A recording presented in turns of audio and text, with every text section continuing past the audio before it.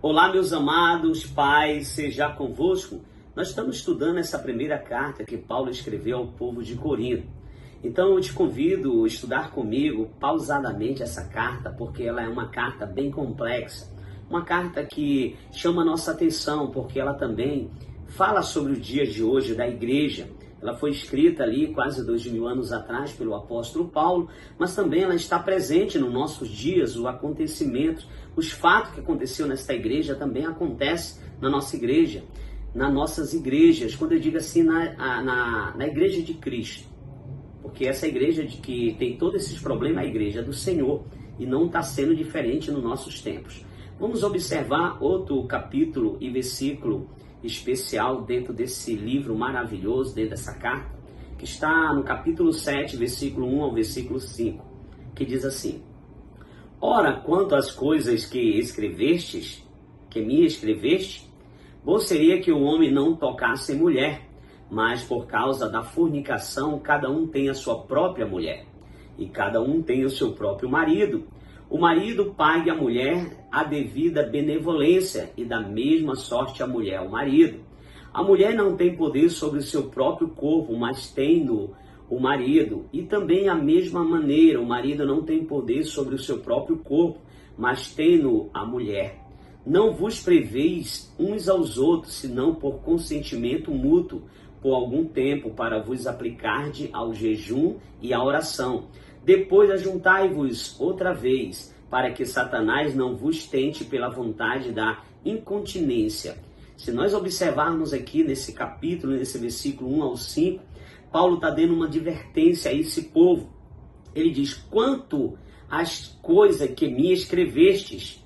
Então o povo escrever a ele tendo dúvida. Ele diz: bom seria que o homem não tocasse a mulher, mas por causa da fornicação, cada um tem a sua própria mulher e cada um tem o seu próprio marido. E ele vai mais além: o marido que paga benevolência à mulher, da mesma sorte o marido. Aqui, amado, ele está dizendo que aquele que pode ficar solteiro que fique, aquele que não pode, que é bom que se case. E ele diz aqui para que não possa cair em fornicação. E também ele vai dizer o seguinte, que tem que ter relações sexuais. É isso mesmo. Ele vai dizer que essa benevolência aqui, porque o casado, ele tem que ter isso constantemente. Porque eles casaram para ter esse momento, é um dos principais. O sexo, ele une o casamento.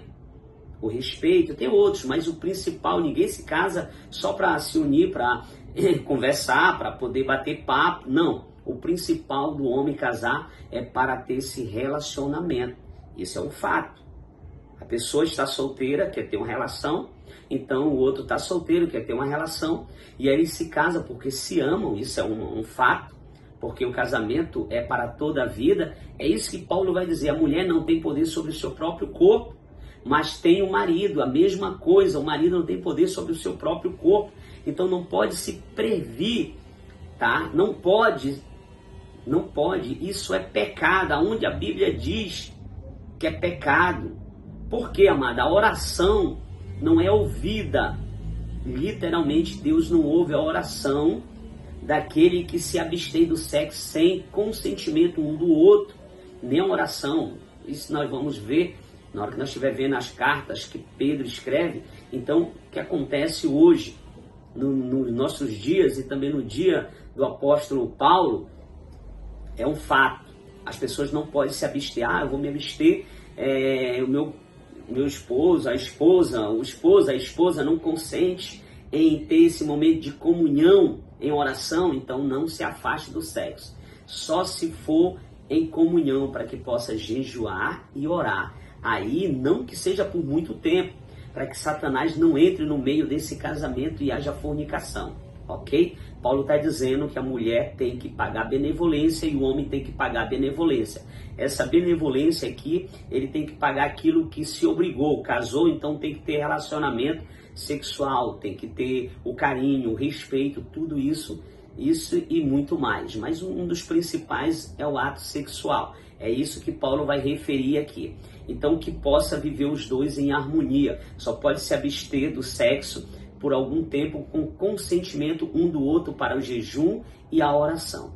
Outro texto muito importante está no capítulo 7, versículo 7 ao 11, que diz: porque queria que todos os homens fossem como eu mesmo, mas cada um tem de Deus seu próprio dom, um de uma maneira e outra de outra. Digo, porém, aos solteiros e às viúvas, que lhe é bom se ficarem como eu. Mas se não puder, conter-se, case-se, porque é melhor casar do que abrasar-se. Todavia, aos casados, mando não eu, mas o Senhor, que a mulher não se aparte do marido, se porém apartar, que fique sem casar, ou que se reconcilie com o marido, e que o marido não deixe a sua mulher. Amados, ficar solteiro, ter o celibatário, é um dom, não é para todos. E ele está dizendo tanto para as viúvas, que o marido já morreu, como para as solteiras ou para os solteiros, que era bom que ficasse, que se casar, sem se casar. Mas se ele não se garante ficar sem se casar, que é bom que se case. E aqui não pode